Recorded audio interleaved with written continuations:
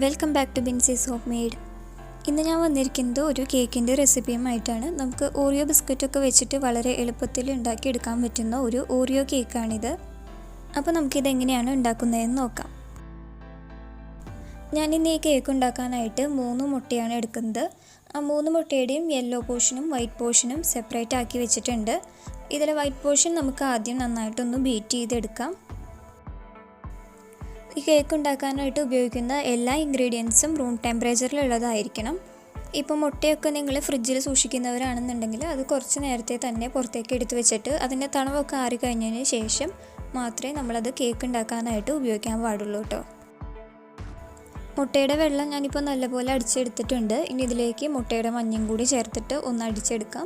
വേണമെന്നുണ്ടെങ്കിൽ നിങ്ങൾക്ക് ഇത് രണ്ടും കൂടി ഒരുമിച്ചിട്ടിട്ടായാലും അടിച്ചെടുക്കാം. പക്ഷേ ഞാൻ എപ്പോഴും ഇതുപോലെ സെപ്പറേറ്റ് ആക്കിയിട്ടാണ് കേക്കൊക്കെ ഉണ്ടാക്കുമ്പോൾ അടിച്ചെടുക്കാറുള്ളത്. കാരണം അങ്ങനെ ചെയ്യുമ്പോൾ കേക്ക് നല്ലപോലെ സോഫ്റ്റായി കിട്ടുകയും ചെയ്യും. അതുപോലെ തന്നെ കുറച്ച് ഹൈറ്റിൽ നന്നായി പൊങ്ങി വരികയും ചെയ്യും.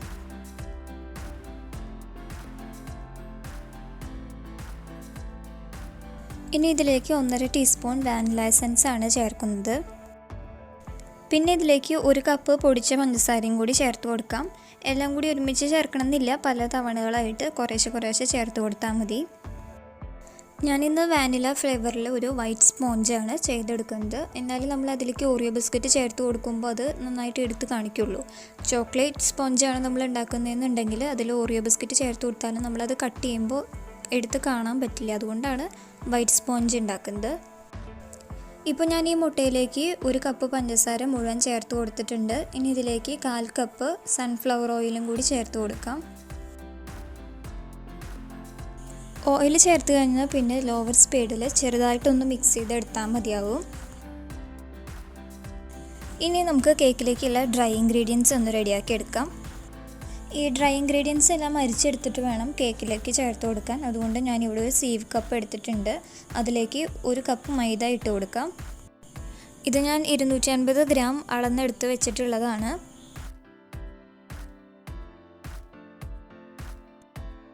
ഇതിലേക്ക് 1/4 ടീസ്പൂൺ ബേക്കിംഗ് സോഡ ചേർത്ത് കൊടുക്കാം. അതുപോലെ തന്നെ 1 ടീസ്പൂൺ ബേക്കിംഗ് പൗഡറും കൂടി ഇതിലേക്ക് ചേർത്തിട്ടുണ്ട്. ഇനി ഇതൊന്ന് സ്പൂൺ വെച്ച് ഇളക്കി കൊടുത്തതിന് ശേഷം നന്നായിട്ടൊന്ന് അരിച്ചെടുക്കാം. 2-3 തവണ അരിച്ചെടുക്കുകയാണെന്നുണ്ടെങ്കിൽ നല്ലതാണ് കേട്ടോ. ഇപ്പോൾ നമ്മുടെ ഡ്രൈ ഇൻഗ്രീഡിയൻസ് എല്ലാം റെഡി ആയിട്ടുണ്ട്. ഇനി ഞാൻ നേരത്തെ നമ്മൾ റെഡിയാക്കി വെച്ചിട്ടുണ്ടായിരുന്ന മുട്ടയുടെ ബാറ്ററിലേക്ക് ഒരു 1/4 ടീസ്പൂൺ ഉപ്പും കൂടി ചേർത്ത് കൊടുക്കുന്നുണ്ട്. അതൊന്ന് മിക്സ് ചെയ്തെടുത്തതിന് ശേഷം ഈ ഡ്രൈ ഇൻഗ്രീഡിയൻസ് കുറേശ്ശെയായിട്ട് ഈ മുട്ടയുടെ ബാറ്ററിലേക്ക് ചേർത്ത് കൊടുത്ത് നന്നായി ഒന്ന് യോജിപ്പിച്ചെടുക്കാം. കട്ട പിടിച്ച് കിടക്കാതെ നല്ല സ്മൂത്ത് ആയിട്ടുള്ള ഒരു ബാറ്റർ വേണം നമുക്ക് റെഡിയാക്കാനായിട്ട്. ഇനി ഓറിയോ കേക്ക് ആകുമ്പോൾ നമുക്ക് അതിലെന്തായാലും ഓറിയോ ബിസ്ക്കറ്റ് ചേർക്കണമല്ലോ. അപ്പോൾ ഞാനിന്ന് ചോക്കോ ക്രീം ഓറിയോ ബിസ്ക്കറ്റ്സ് ആണ് എടുത്തിട്ടുള്ളത്. ഈ ഒരു പാക്കറ്റ് ബിസ്ക്കറ്റ് കൊണ്ട് തന്നെ നമുക്ക് ഒരു കേക്കിൻ്റെ ഐസിങ് അടക്കം എല്ലാം ചെയ്തെടുക്കാൻ പറ്റും. ഇനി നിങ്ങൾക്ക് ബിസ്ക്കറ്റ് ഓവർലോഡഡ് ആയിട്ടുള്ള കേക്കാണ് വേണ്ടതെന്നുണ്ടെങ്കിൽ അതിനനുസരിച്ച് കൂടുതൽ ബിസ്ക്കറ്റ് വേണമെങ്കിൽ ചേർത്ത് കൊടുക്കാം. കേക്കിൻ്റെ ഐസിങ്ങിലായാലും സ്പോഞ്ചിലായാലും ഡെക്കറേഷനിലായാലും നിങ്ങൾക്ക് ആവശ്യാനുസരണം ബിസ്ക്കറ്റ് ചേർത്ത് കൊടുക്കാവുന്നതാണ്. അതിലൊന്നും കുഴപ്പമില്ല. കേക്കിൻ്റെ ബാറ്ററിൻ്റെ കൺസിസ്റ്റൻസി നമ്മളൊന്ന് ശ്രദ്ധിച്ചാൽ മാത്രം മതി. ഇതിൽ നിന്ന് ഞാനിപ്പോൾ ഒരു 5 ബിസ്ക്കറ്റ്സ് എടുത്തിട്ട് ഇതുപോലത്തെ ഒരു സിപ്ലോക്ക് കവറിലാക്കിയിട്ട് ഒന്ന് ചെറുതായിട്ടൊന്ന് പൊടിച്ചെടുക്കുന്നുണ്ട്. ഇത് നമുക്ക് കേക്കിൻ്റെ സ്പോഞ്ച് റെഡിയാക്കുമ്പോൾ അതിലേക്ക് ചേർത്ത് കൊടുക്കാനുള്ളതാണ്. അപ്പോൾ ഒരുപാട് പൊടിയാക്കി എടുക്കണ്ട, ചെറിയ കഷ്ണങ്ങളായിട്ട് ചെറിയ പീസസ് ആയിട്ട് വേണം എടുക്കാനായിട്ട്. പിന്നെ ഞാൻ നേരത്തെ പറഞ്ഞ പോലെ നിങ്ങൾക്ക് കൂടുതൽ ബിസ്ക്കറ്റ് ചേർക്കുന്നതാണ് ഇഷ്ടം എന്നുണ്ടെങ്കിൽ ഒരു 5-10 ബിസ്ക്കറ്റൊക്കെ ചേർത്ത് കൊടുക്കാം. അങ്ങനെ കൂടുതലായിട്ട് ചേർക്കുന്നുണ്ടെങ്കിൽ കേക്കിൻ്റെ ബാറ്ററിൻ്റെ ആ ഒരു കൺസിസ്റ്റൻസി നോക്കിയിട്ട് ആവശ്യമാണെന്നുണ്ടെങ്കിൽ 2-3 ടേബിൾ സ്പൂൺ പാലും കൂടി ചേർത്ത് അതൊന്ന് കറക്റ്റാക്കി എടുക്കണം. ഇനി ഞാൻ ഈ പൊടിച്ച് വെച്ചിരിക്കുന്ന ഈ ബിസ്ക്കറ്റ് നമ്മുടെ കേക്കിൻ്റെ ബാറ്ററിലേക്ക് ചേർത്ത് കൊടുക്കുകയാണ്. എന്നിട്ട് പതിയെ നന്നായിട്ട് മിക്സ് ചെയ്തെടുക്കാം.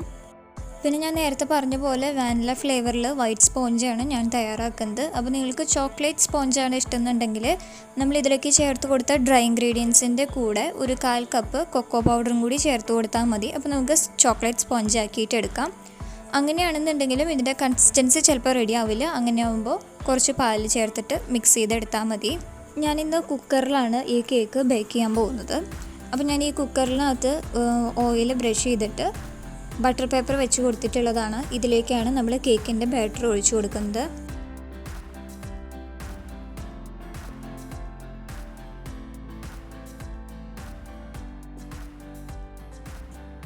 കേക്കിൻ്റെ ബാറ്ററൊക്കെ ഞാനിപ്പോൾ ഈ കുക്കറിലേക്ക് ഒഴിച്ചു കൊടുത്തിട്ടുണ്ട്.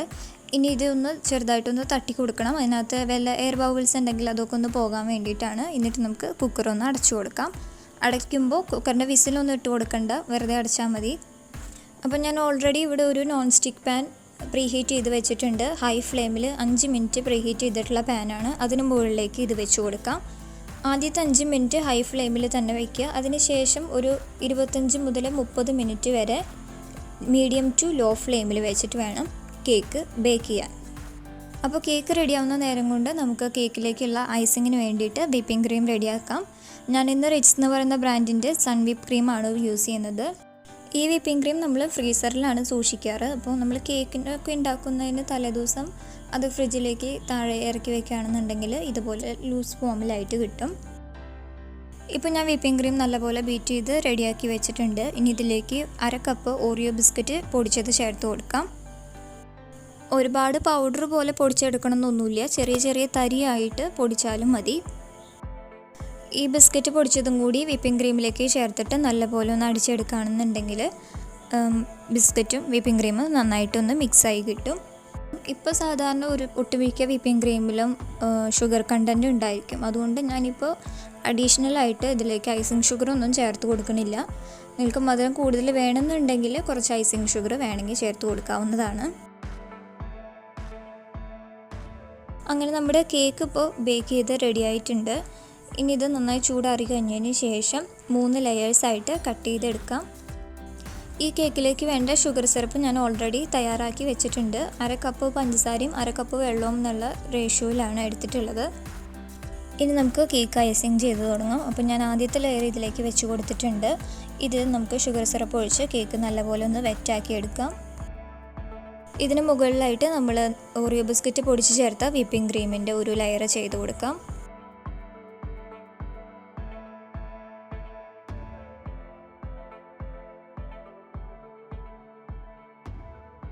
ഇതിന് മുകളിലായിട്ട് ഹെർഷീസ് ചോക്ലേറ്റ് സിറപ്പിൻ്റെ ഒരു ലെയറും കൂടി ഞാൻ ചെയ്ത് കൊടുക്കുന്നുണ്ട്.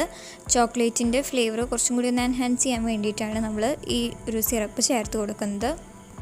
അതുപോലെ തന്നെ നമ്മൾ വിപ്പിംഗ് ക്രീമിൽ ചേർത്ത് കൊടുത്തതല്ലാതെ എക്സ്ട്രാ നമുക്ക് ബിസ്ക്കറ്റ് പൊടിച്ചിട്ട് ഇതിന് മുകളിൽ ഒരു ലെയർ വേണമെങ്കിൽ വെച്ച് കൊടുക്കാം.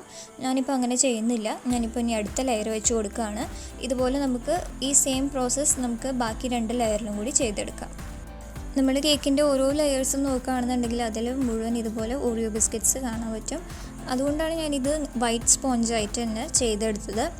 ചോക്ലേറ്റ് സ്പോഞ്ച് ആണെങ്കിൽ ഞാൻ പറഞ്ഞല്ലോ, നമുക്ക് ഇതിനകത്ത് ചോക്ലേറ്റ് സ്പോഞ്ചിൻ്റെ കൂടെ നമുക്ക് ഈ ഓറിയോ ബിസ്ക്കറ്റിൻ്റെ കളറും കൂടി അങ്ങനെ സെപ്പറേറ്റ് ചെയ്ത് കാണാൻ പറ്റില്ല. അതുകൊണ്ടാണ് വൈറ്റ് സ്പോഞ്ച് ആക്കി എടുത്തത്.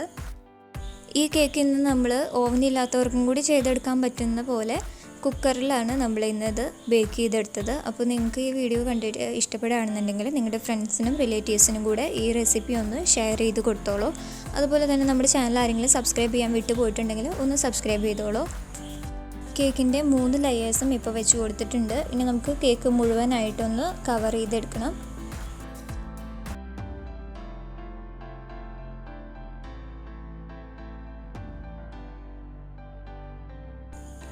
ഈ സെയിം വിപ്പിംഗ് ക്രീം കൊണ്ട് തന്നെയാണ് ഞാൻ മുകളിലും ഇതുപോലെ ഡിസൈനൊക്കെ ചെയ്ത് കൊടുക്കുന്നത്.